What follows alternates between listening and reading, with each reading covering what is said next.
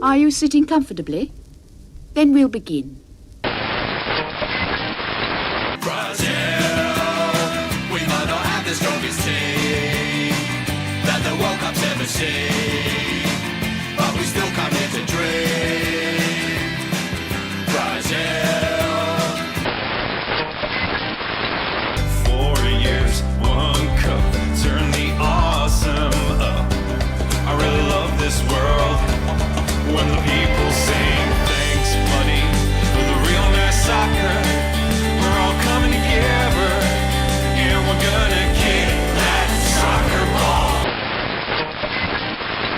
Gemmell. Good play by Gemmell. And again. 3-1. A brilliant individual goal by this hard little professional has put Scotland in dreamland.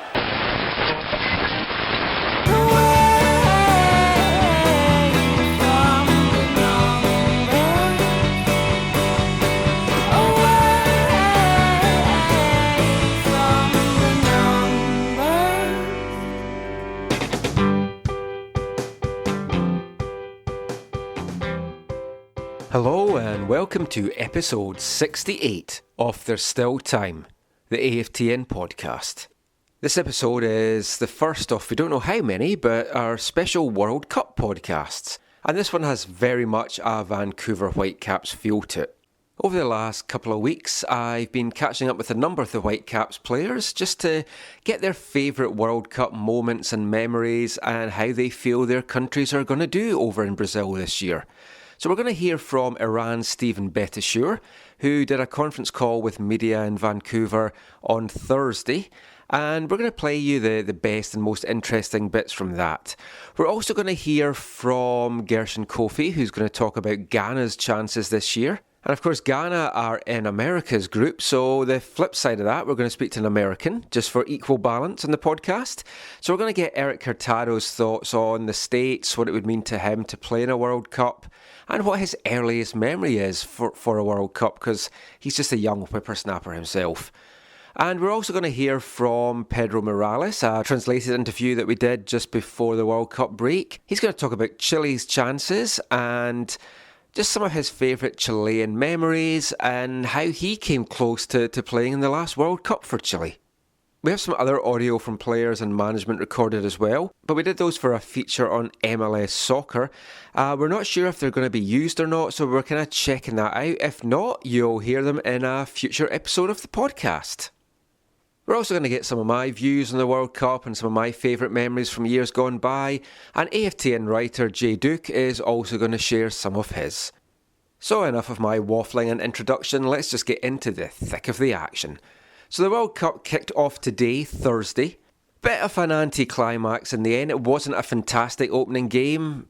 There's been some really great ones over the years. My favourite will, I think, always be, or it will take some beating anyway, but my favourite one is the 1990 Argentina-Cameroon, where Cameroon shocked the World Cup holders and just kicked lumps out of them in the process. It was a fantastic game. I'd kind of fallen in love with Cameroon during the 1982 World Cup. I bought a top for that year that completely cemented my love for the indomitable Lions. And they're actually the team that I'm cheering on this year. I've been trying like mad to find a sports shop in the States where we've been for the last couple of weeks that's selling a Cameroon home top, but no luck so far. So I think we're going to end up doing that through eBay or some cheap online thing. But that's my team that I'm cheering on this year. They get underway on Friday, of course, and may have played by the time that you've listened to this podcast. And of course, they're in Group A with Brazil. And Brazil kicked things off today with a 3-1 win over Croatia. Like we say, not a fantastic game. It was a good first half. I enjoyed the opening stages of the first half. Teams went in level at the break. Just don't know what happened with the halftime team talks. It's just the second half just was not good at all. And of course, we've already had our first hugely controversial moment of this year's tournament with the penalty that never was, but was given anyway. Is this what it's going to be like? Are Brazil going to be getting all these favours to win this thing? Let's hope not, but I think what this game did show is that Brazil are vulnerable. Their defence looks decidedly dodgy. Obviously, it's their first match. There's going to be nerves. The whole nation's watching. The whole world is watching. So that they're a little bit nervous. They might not play as bad as that for the rest of the tournament, but Croatia certainly had them stretched. They certainly could have done a lot more damage, and it was great when they took the lead. I thought shock was on. It just wasn't to be, and Croatia will feel really hard done by in the end. But for the rest of the teams in the group, like Cameroon, a Brazil win is what everyone wanted, because it's going to make the battle for the rest a lot more tough. And I think an interesting thing to come out of this, just reading a lot of this stuff, is there seems to be a feeling that if Brazil do not do well in this tournament, or if they lose a game or just play badly or something, that it's going to be a trigger for a lot of social unrest, more demonstrations, riots, and that's a scary thought, and it's a big burden for these guys to kind of carry on their shoulders. And it's definitely something that we're going to have to keep an eye on, and hopefully it's not going to be one of the big talking points from this tournament. So amazing stats to come out of the game today. The fact that Brazil have not lost a competitive home match since 1975. I mean, that's just staggering, and it's definitely one of the reasons why a lot of people have Brazil as favourites to win this tournament. They didn't look unbeatable today, and I think it's going to give a lot of the other teams hope, and we'll just see how that plays out. Now, next up for Brazil are Mexico, and then next up for Croatia are Cameroon, in a game that could really shape how Group A plays out. Now, I've spoken about my love for Cameroon. One of the other African countries in this year's World Cup is Nigeria. They're in Group F, along with Iran. And of course, everyone associated with Vancouver Whitecaps is going to be keeping a close eye on Iran this year, because our very own Steven Beitashour is down in Brazil with the Iranian team, and he's just loving every minute of it so far. A lot of hard work, he says, but he's just really making the most of his opportunity. Now, Steven took part in a conference call with media on Thursday afternoon, so we're going to play you a little bit of that now. It's just some of the most interesting bits, and just Steven really just encapsulating what it's like to be down there as a player. So here's Steven Beitashour.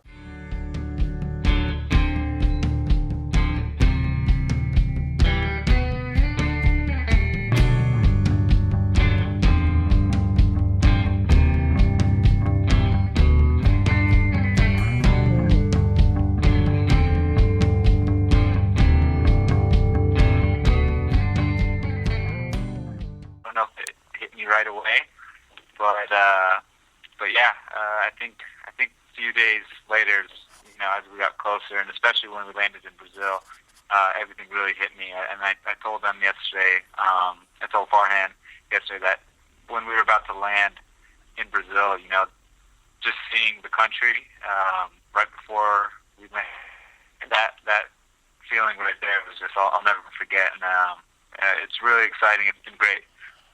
Every day since we've been here, and I'm excited for the 16th to come up. And just quickly, thoughts on how preparations have been going so far? Yeah, I think preparation has been going well so far. I think right now we're just focused on the Nigeria game. Anyone who interviews me will hear me say one game at a time, but that's how the coach is treating it as well. It's not just me saying it.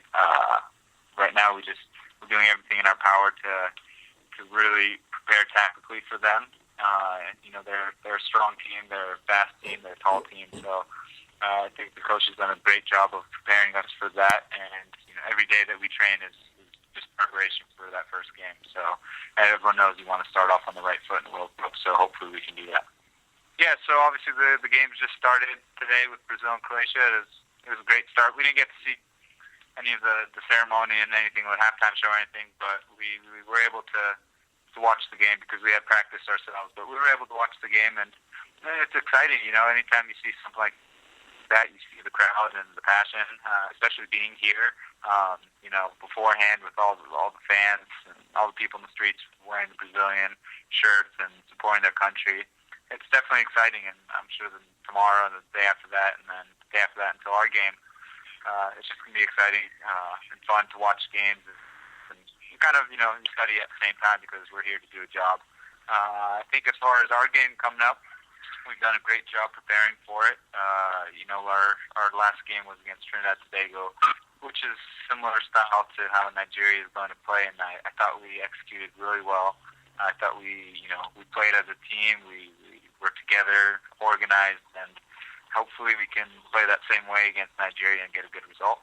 Steven, it's Simon Fudge from Glaucom Canada. The group that you're in, other than obviously Argentina, it looks like a group that gives you a great chance of being able to get to the knockout stages, particularly amongst yourselves, Bosnia and Nigeria. It obviously makes your first game against the Nigerians a very important one, doesn't it?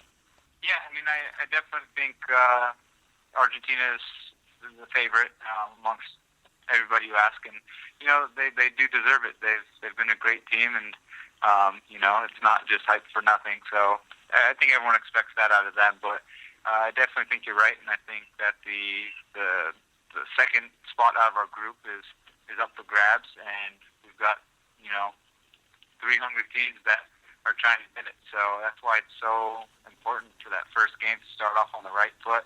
Hi, Mark Weber at the Province Newspaper. Thanks for doing this. You touched on it briefly, but I was just going to ask you that, even Wayne Rooney made some comments yesterday, I think, about regretting, he didn't enjoy the last two World Cups and how he just wants to have fun at this one, as well as compete. I'm just wondering, as a guy in his first one, how do you balance that, taking it all in and making sure you enjoy it, with the seriousness of it? Have you, how much have you thought about that, and how do you kind of soak it all up? To be honest, I don't know, because this is my first one, and I don't know what I should be expecting. I don't know if I'm having too much fun or not enough fun. I mean, right now, the way I carry myself is just I've got a job to do, and I want to do it to the best of my abilities. So, I mean, I'm maybe too focused. I don't know. Yeah, I'll be able to tell you, I guess, after the World Cup. Stephen, it's Gary Kingston at the Sun again. I just wanted to ask you, I read an interesting piece, I think it was on New York Times today, just about the send-off in Iran, and how it was kind of muted, that there wasn't as many people as they had thought, and obviously the situation in Iran, they're trying to downplay sort of celebrations in the street. What was, from your perspective, what was the send-off like in Iran when you guys left? Yeah, I mean, we went to the Azadi Stadium, and I thought it was great. There was a lot of people there, and everyone was excited and, ready for the World Cup to start, and, wishing us the best. So, I mean, I didn't see anything bad about it. There was nothing crazy that we did. We just went over there, and there was a stage for us, and we just went up and got the applause. And they individually introduced each one of us in our positions. I thought it was good. We met some important leaders there, and shook everyone's hand, and then the next morning we were off to Brazil. Hi, Steven. It's Michael from MLSsoccer.com and AFTN. I just wanted to ask you, now you were originally called up to the American national team in 2012, but you never got a cap. Have you had time to reflect how different things could have been if you had got on the pitch at that time?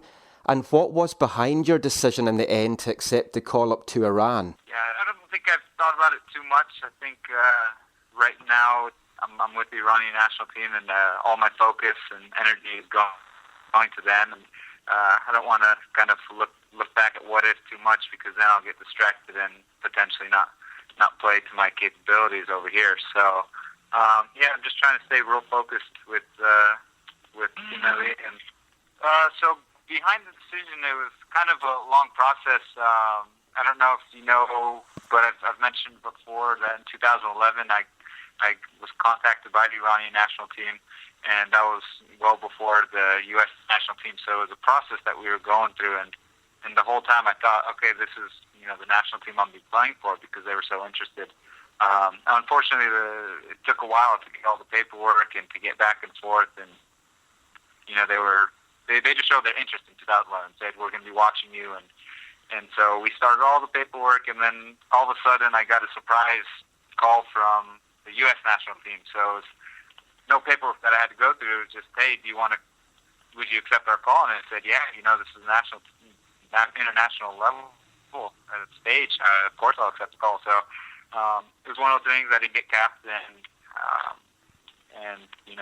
next year the Iranian team called me in, and I did get capped. So it wasn't necessarily my decision; it was more the coach's decision that they wanted to play me, and yeah, the rest is history, I guess. Stephen, hey, it's Mark again at the Province.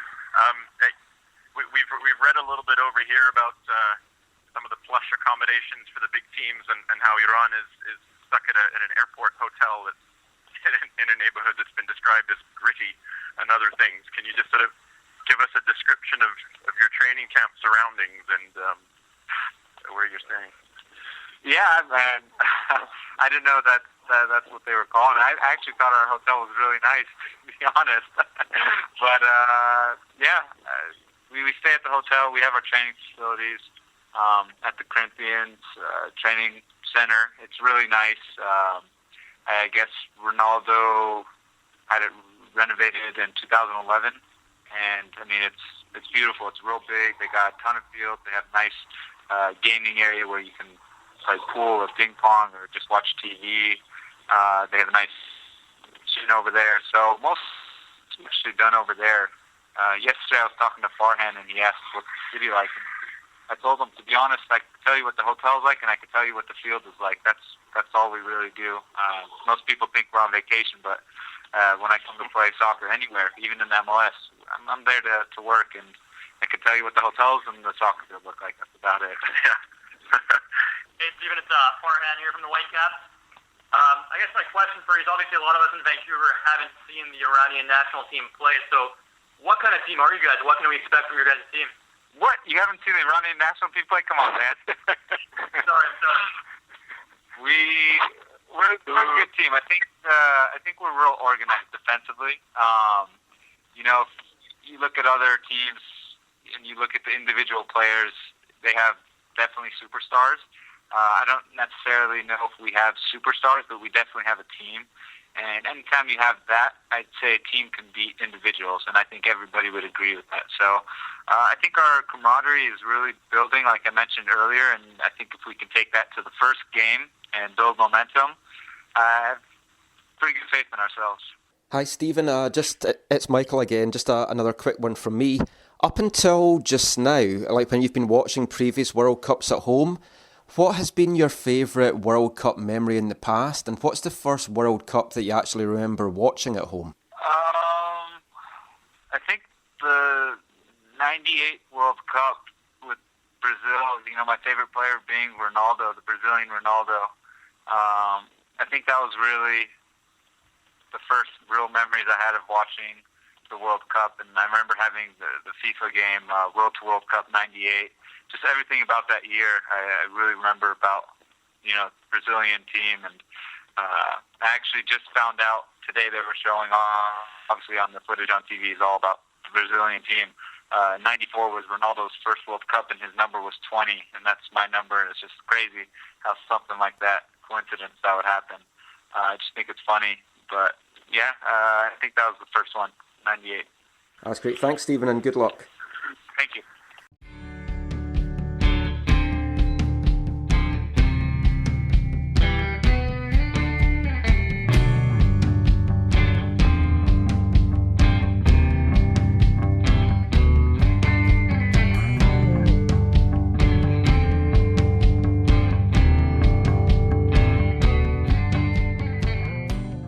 So a very happy and excited Steven Beitashour there, looking forward to his first experience of a World Cup match with Iran. And that game between Iran and Nigeria kicks off at noon on Monday. So we wish Steven all the best for that. It's really going to be tough for Iran to try and get out of that group. I mean, you've got Argentina in it. They're definitely going to be the favourites, and they're my tip to get to the final. I've been predicting a Brazil-Argentina final. Sticking with that just now, I before the tournament I did think Brazil were going to win it, but I think Argentina could run them really close. I think off the top of my head that I had Argentina-Uruguay meeting in the semis. So I mean that's definitely a tough route for Argentina. And they have got a tough group, but they should come through that quite comfortably. And as Steven said there, that it really is kind of up for grabs as to who's going to get second place. You kind of have to think Bosnia are going to be the favourites in that group. They had a really strong qualifying campaign, but we've seen that before with a lot of the Eastern Europeans and Baltic teams. They do well in the European qualifying, but then when it gets to the big stage, they kind of choke a little bit and they just don't rise to the occasion. We've seen it in recent years with Serbia. Will Bosnia go the same way, or do they just have too much talent just now? I mean, it is a team of the generations for Bosnia. There's probably not been as good a set of Bosnian players since the former Yugoslavia days. And they're going to be hopeful and expected, I think, to get that second place. But Iran have got a lot to play for, and the game on Monday is really going to shape their tournament. Whether they're going to be there to try and be in the running for a place in the last 16 or not will be determined really by how well they do against Nigeria on Monday. So that was Group F. Let's keep our attention on the African teams and let's turn to Group G. And in Group G, which many people are saying is kind of the group of death, it's just such a tough group. I mean, you've got Germany, you've got Portugal, you've got the US, and you've got Ghana. And again, a lot of people connected with the Whitecaps are going to be paying close attention to Ghana because of our very own Gershon Koffie. Gershon has played at youth level for Ghana, and obviously people are hoping that he can get his Canadian citizenship and maybe pull on the red and white jersey for Canada and maybe get permission to play for Canada one day, maybe even at a World Cup. Gershon's a big lover of football. If anyone's talked to him, they'll know how passionate he is about the game. So we spoke to him in the build-up to the World Cup just to ask what he thought of Ghana's chances and, again, what it would mean to him to play in our World Cup finals. Here's Gershon Koffie. Let's go! Go, go, go, go, go, go, go, go.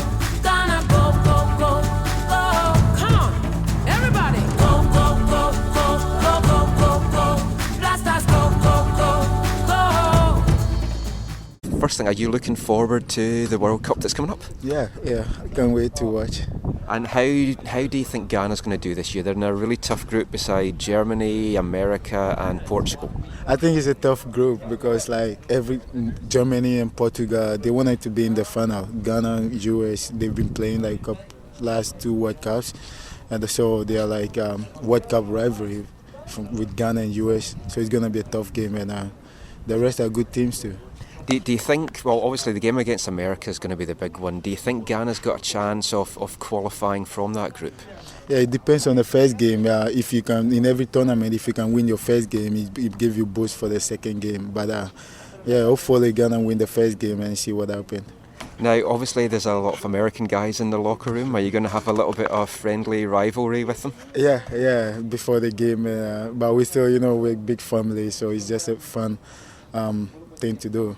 What would it mean to you to play in a World Cup, either for Ghana or Canada? Who knows what's going to happen, but what would it mean to you to play at one of these events? And it's every player's dream to play in the World Cup, so I've been looking forward, and though the day will come that I will be playing, you just have to keep working, but it's a great opportunity. And who's your tip to win the whole thing this year? My tip to win the whole thing, I go for Ghana. That's great. Thanks so much. Thanks, Gershon. So Gershon Koffie there talking about Ghana's chances, and the music you heard at the start is one of the official, I think, Ghanaian World Cup songs. It's by an artist called Wiyala, and it's called Go Go Black Stars Go!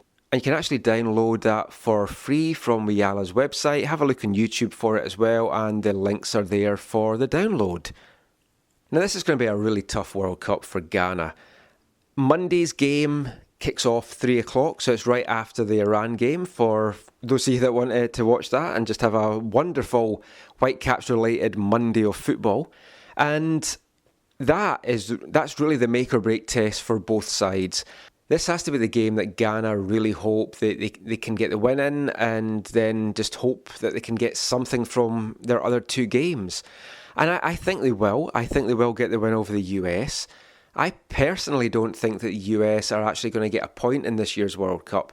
And I've been down the States the last couple of weeks, and when Jurgen Klinsmann made his comment the other day that he just doesn't feel that the US is good enough to win the competition, the commentators and the pundits down here, it's been hilarious to hear them, because it's the American way of you have to go in having that hope, you have to have that chance that you're going to win it, and they just can't accept that the coach is coming out and saying that he feels his team has got no chance of winning the thing. Now come on, apart from the group that they're in being really tough, America does not have the talent or the quality at this point in time to go deep in the World Cup and win the thing. So I mean, he's being realistic. Why build up a nation's hopes to fall? I mean, I've been through that before in 1978 with Scotland, when Ali McLeod, before the players headed off to the World Cup in Argentina, he had the whole nation thinking that Scotland were going to win the World Cup. And there was a belief that they were going to go and do that. And they lost their first game to Peru. They drew their second game to Iran. And then, yes, they won their third game against Holland, but they lost out on goal difference. And it provided one of my favourite World Cup moments ever, Archie Gemmell's goal against Holland to give them a 3-1 lead. And we actually played the commentary of that in the introduction of this podcast, so I hope you enjoyed that. But Scotland flopped on that occasion, and then they had to come back with their tails between their legs. So I think Jurgen Klinsmann is spot on not to build up his country's hopes. And people are saying, well, what are the players going to think? They're not going to think that he has faith in them. Well, that should be a motivational tool for them to go out and prove their coach wrong. If him saying that just puts them into their shell, then they shouldn't be on the world stage because they don't have the mental toughness for that. So, I mean, I think Jurgen Klinsmann was quite right in coming out to say that, and it's just been kind of laughable hearing some of the American reactions to that. But America are going to struggle. As I say, I don't think that they're going to get any points at all from this. But in the fairness factor and for a bit of balance, we heard from Gershon Koffie on Ghana's chances. So let's hear from one of the Whitecaps' American players now, and we're going to hear from Erik Hurtado. So a young guy, he hasn't experienced too many World Cups, but we wanted to know what his earliest memory of the World Cup was, how he thinks America's going to do this year, and again, what it would mean to him to pull on an American jersey and play for his country in the World Cup finals. Here's Erik Hurtado. Those pesky Ghanaians, twice knocked us out, making freedom lovers cry, scream, and shout. I don't care what they say, them countries are screwed. We're painting the cup red, white, and blue. I don't care what they say, them countries are screwed. We're painting the cup red, white, and blue. What's the earliest World Cup memory, Erik, that you can kind of remember? I remember I was young, and I woke up to go to the bathroom, and my dad was out there watching the World Cup. It was like 4 o'clock in the morning, and that's when the games would start, 3 o'clock, 2 o'clock, 4 o'clock, 5 o'clock. And I just remember the whole rest of the World Cup, I would get up in the morning and watch games with him. What year would that be? I don't know. I was maybe 6 or 7. 98. 98, so I'd be France. Yeah. What would it mean to you to get in the American national team and then actually play in a World Cup? That'd be amazing. I feel like that's a dream that every soccer player has, to represent their country at the World Cup, and it's just honorable and prideful, and that would be amazing. I mean, that's my ultimate goal is I want to play in the World Cup for my national team. And are you looking forward to this yeyear's World Cup? To what? Are you looking forward to the World Cup this year? Yeah, I can't wait to watch the games. It's going to be fun. Who's your tip to win it? USA. That's great. USA. Cheers, man. So Erik Hurtado there talking about the US. And the music you heard in the lead up to Erik there is what's being called the official, unofficial US anthem for this World Cup. I don't actually have who it's by, but it's called Red, White and Blue. So if you look for that on YouTube, it also features Alexi Lalas. So have a look for that. It's quite a fun track. Now, of course, the Whitecaps this season are a very international team. Kyle Robinson has brought in a number of Latino players and added a little bit of Latino flair to the team to great success so far. One of those players, of course, is Pedro Morales, and the Chilean leads the Whitecaps just now in goals and assists. Now, depending on when you listen to this episode of the podcast, Chile might have played their first game or they might not. They play their first game against Australia on Friday afternoon, 3 p.m. Pacific time. They're in a tough group. They're with Spain, the Netherlands and Australia. And like the other teams we've been talking about, you're kind of looking that they're going to be looking at a third place finish, and it's going to be tough for them to get one of the top two spots. But Chile play some really nice football, and they've entertained in the last few World Cups that they've been in. So we spoke to Pedro Morales just in the build-up to the Portland game. We wanted to know what he thought of Chile's chances, what some of his favourite World Cup memories have been in the past, and he also talked a little bit about how he came close to actually playing for Chile in the World Cup in 2010 down in South Africa. He was part of the squad in the build-up to it, but just didn't get the final selection to go. So we'll hear from Pedro Morales, and the music that we're using for that as well is called Vamos Chile, and it's actually a song recorded by the brother of the president or the ex-president, something like that. But again, look for that on YouTube because it's another fun track. So here's Pedro Morales. Esto se gana con sudor, se gana con puro corazón. Soldado representa tu color, revélate, demuéstrale que tú eres el campeón. Chile, vamos Chile, por la fuerza o la razón. Chile, vamos Chile, rojo, blanco, azul es tu color. Chile have a very difficult group in the World Cup. They're in with Spain, Holland and Australia. How do you think the team is going to do this year over in Brazil? ¿Cómo le va a ir a Chile?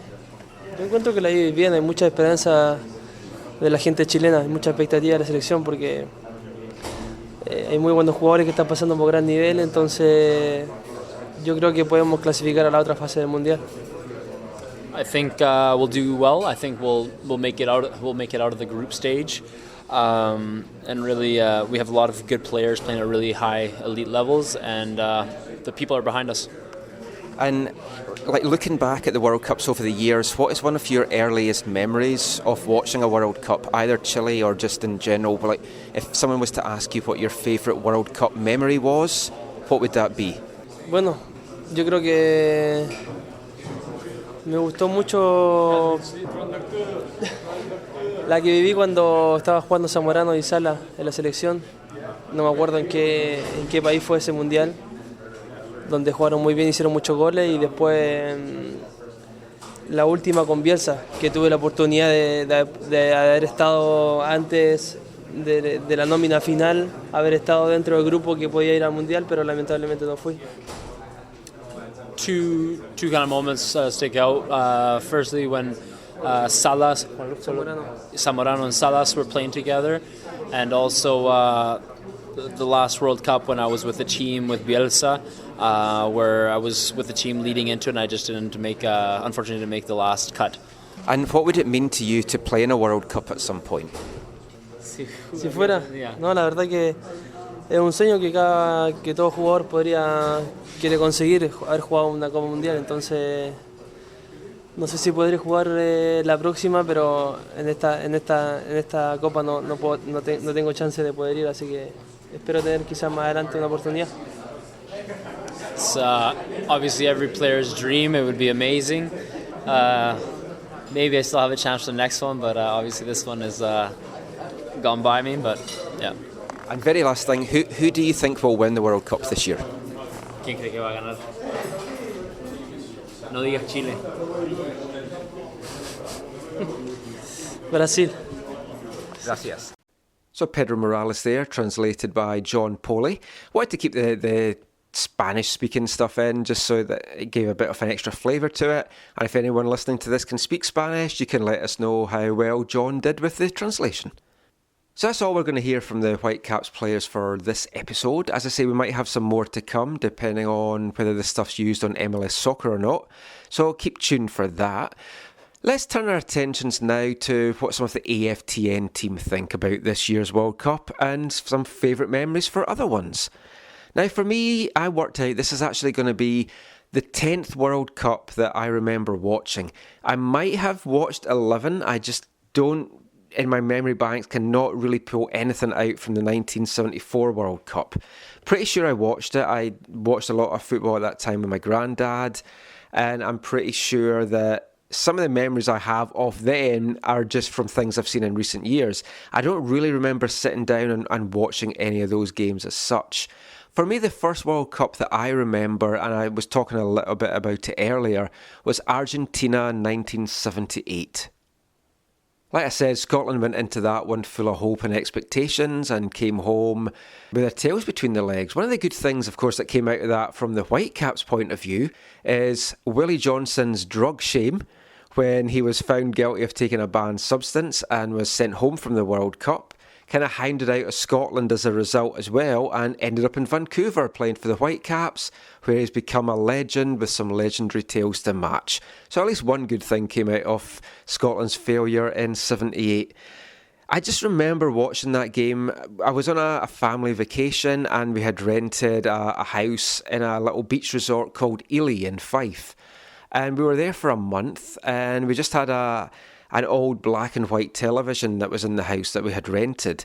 And the games were on late at night, so I had kind of slept, gone to bed about 7, 8 o'clock or something, and then we'd wake up at 10, 11 to watch the game. So I do remember watching a lot of the games on that small black and white TV, sitting watching it with my granddad, him getting excited, shouting at all the stuff for when Scotland were playing and everything like that.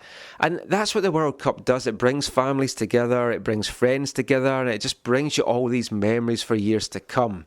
Now, when I was growing up, my memories were of Scotland qualifying. We qualified in 74, 78, 82, 86, 90 and 98. So 5 in a row, 6 out of the 7 World Cups that had taken place in that spell from 74 to 98, and then none since. And the one World Cup which Scotland did not go to at that time was in America in 1994. And that, by some weird quirk of fate, is the only World Cup that I've actually attended. 4 of us headed over from Scotland and we came over to see the World Cup in 94. Now, the guy that was booking the trip, he was a guy that organised a lot of Scotland trips. Obviously, being Scottish and a Fifer, he was known for being really cheap with the money. So he tried to do it as cheap as possible, which is what he had a kind of history to do with Scotland trips in the past. So of all the places in America that he could have booked us into, he decided to take us to watch games in Detroit. Not the most wonderful town. Not only that, he actually booked us into a pretty much all black area, and when we booked into the hotel, the people at the hotel said that they didn't even recommend that we left the hotel at night. It was that bad an area. I mean, we just stand out so much. Now, obviously, it must have been a bit of a Scottish thing because we actually shared the hotel with Alex Miller, who was the Hibs manager at the time and Scotland assistant coach. So he must have had some kind of cheap deal there as well. So we had a lot of beers with him at night and chatted about a lot of stuff as well. So, I mean, that was great. The games were fantastic. We got to see Switzerland, America, Romania, Colombia. We had tickets for a Brazil game as well, but unfortunately we had to leave before that took place because our flight didn't work out, so we had to kind of come home early for that. But we saw 3 games in total. It was a fantastic experience, and if anyone does get a chance to go over to a World Cup, I so recommend it. I would just love to get a chance to go to another one again. Don't really fancy Russia in 2018. Definitely don't fancy Qatar in 2022. And of course, my big hope is that Qatar is going to get that taken away from them now, and we're going to see a World Cup in Australia or America, and that's definitely one that I would want to go to. Another thing as well is Canada's making kind of murmurs that they'd like to kind of bid or joint bid for the World Cup in 2026. So who knows? That might be another chance for Canada to actually play at the finals. I do remember watching Canada in 86, but somebody who doesn't is our Canadian writer, Jay Duke. And I asked him to kind of give us some of his favourite World Cup memories. He's a little bit young to remember the Canadians in 86, but he shared some of his favourite moments with us. Also just looked ahead to what he's hoping for and what he's expecting to the World Cup in Brazil this year. Here's Jay Duke.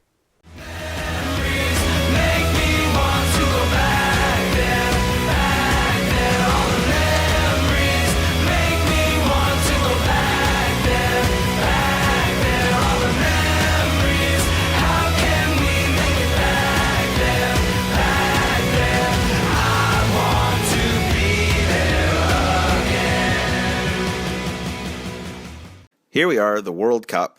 the one time every 4 years where in public you can admit that you like to watch soccer over the Canucks and not be looked at like you're a leper. So it's great times for those of us who are soccer fans. For some of us, like myself, I was 2 years old when Canada last made the World Cup. So I'm going to be a little bit contrarian and say, well, I love watching the World Cup. It's a fantastic spectacle. World Cup, Euro, just so much entertainment, so much on the line. But when you don't have a horse in the race, it's really hard to get emotionally invested. I tried with, I've got some German background, so I've tried kind of cheering on Germany, but that just doesn't feel right. So I just watch for the fun of the whole thing and the whole spectacle, and it really is one. So as far as my personal experiences with the World Cup, the first really World Cup moment that I remember was in the U.S. in 1994, and it was the first time I really took notice of soccer. I wasn't a big grew up in a small town where soccer wasn't really popular. It was all hockey all the time. So just the amount of crowds and what a spectacle it was. And then even when Escobar, the Colombian defender who gave up an own goal, goes home and gets shot when he returns, it really started to solidify in my mind what a big deal soccer was. And I started to take notice a little bit more.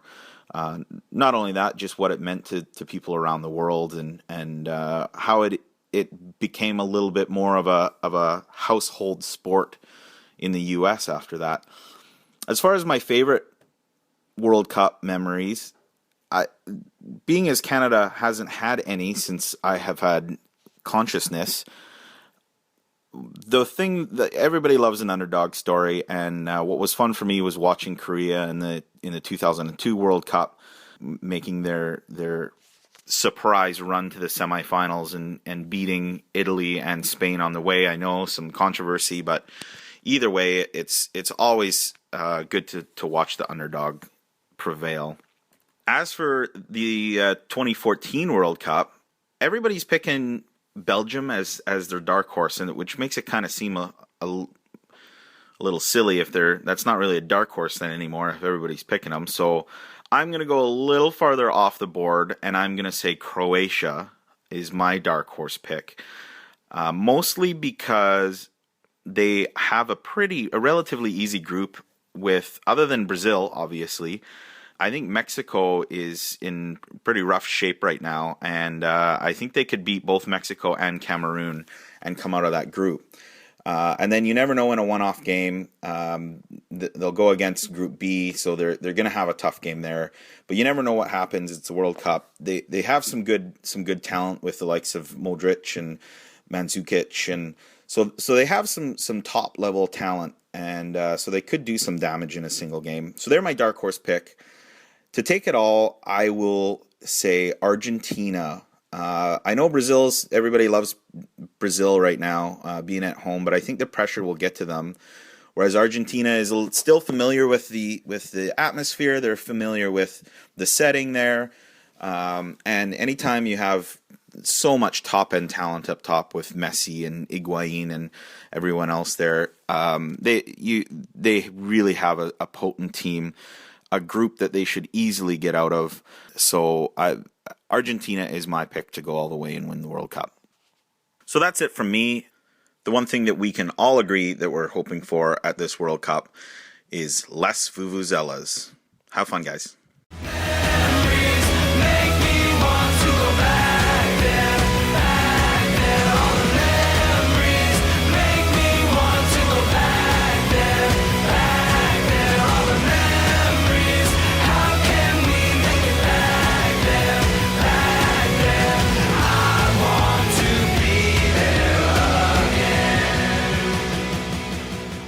Great stuff from Jay there. We hope to bring you some stuff from Aaron and Steve in some future podcasts as well.